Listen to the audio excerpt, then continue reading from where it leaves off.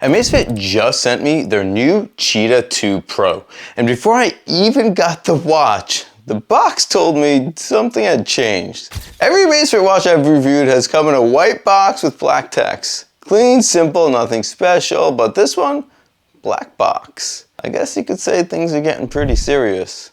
Let's find out.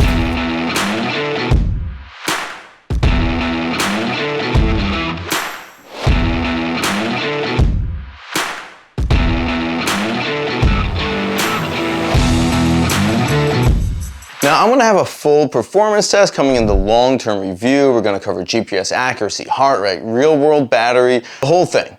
But right now, let's hit some first impressions, let's unbox it, go through the hardware, and a few features worth knowing about going into this. So first up, the price. The CHEETAH 2 Pro is going to be $449. Now, feature for feature, this watch is competing against the high end of the market with Garmin's Forerunner 970, and the Forerunner 970 is $749. That's a $300 gap. Titanium build, sapphire glass, dual band GPS, advanced running metrics. On paper, the value proposition is real. Going through the unboxing, in the box we've got the watch, the magnetic charging puck, the booklet, and your band. Standard fare for Amazfit, nothing missing, nothing surprising. The packaging, like I said, it's a little bit different though. I guess they're trying to position this as kind of their next big thing. So let's check it out. Let's run through the hardware now. The case is going to be 48 millimeters. You're getting grade 5 titanium on the sides and the back plate. So if you're not familiar, grade 5 is more premium and more scratch resistant than the grade 2 titanium you'll find on a lot of other watches. This is going to come in at just over 60 grams with the strap, which keeps it on the lighter end of things, especially impressive when you consider the back plate is titanium as well. So Amazfit seems to be successfully towing the line between rugged, sturdy, and light, fast. Sapphire glass is going to be protecting the display. You're getting a 1.32-inch AMOLED at 466 by 466, up to 3000 in its brightness, 20-day battery claim, and we'll of course cover that in the full review. Dual band GPS, 5 ATM water resistance, 32 gigs on board. There's also a built-in flashlight, which I'm always a big fan of. On paper, this is a very impressive spec sheet for the price, and that's where Amazfit always shines. But there are a couple things worth flagging on the display here before we move on. This display is 1.32 inches and a 48 millimeter case. That's definitely on the small side compared to the case size. And you'll notice it. In the past, when a watch was at 44 millimeters, it had the 1.32 inch display, but anything in that 48 millimeter size had the 1.5 inch display.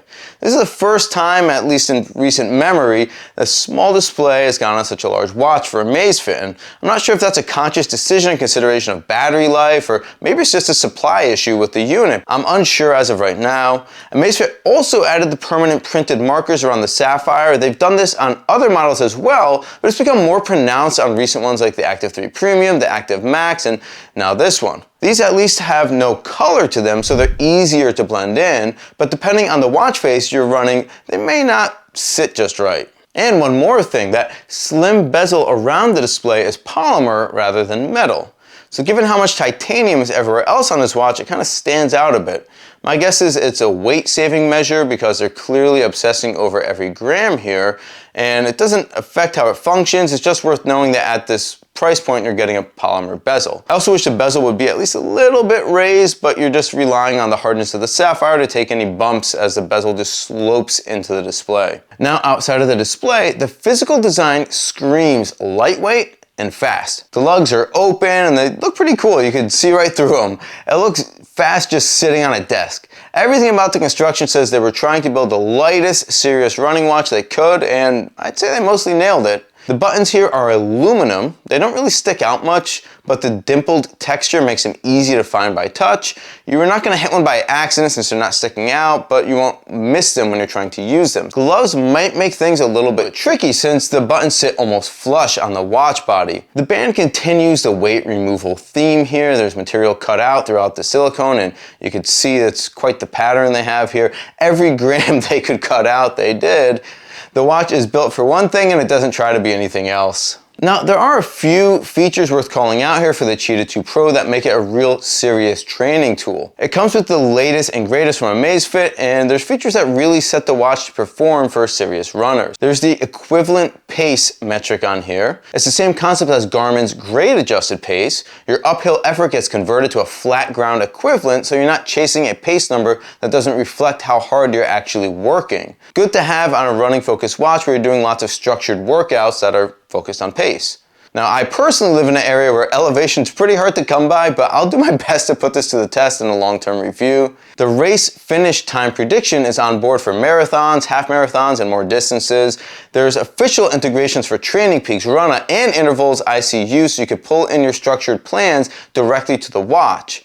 And the training calendar is in the app as well, so your week is actually visible at a glance. So for runners already working with an outside plan, this is one less point of friction in the Zepp app. Now, within the app, there's actually additional built-in structured workouts on here. There's aerobic-based thresholds, strength-focused sessions. They've been building this library out across the platform, and the Cheetah 2 Pro gets the latest version here. You can find training templates in the workout menu in the app. Now, you're gonna find more about how these actually perform in the full review. Okay, let's hit a first run report here. I went out and got to hit a few miles with the Cheetah 2 Pro.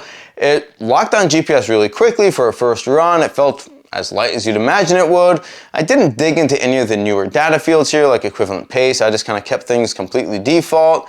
But here's a sneak peek of GPS performance. And I had a Forerunner 970 on my other wrist, and wow, these marks are right on top of each other. This is really impressive.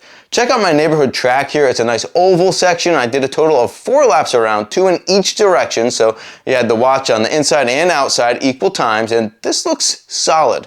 At the end of the run, the distance was exact. This looks promising. So here's where I am right now.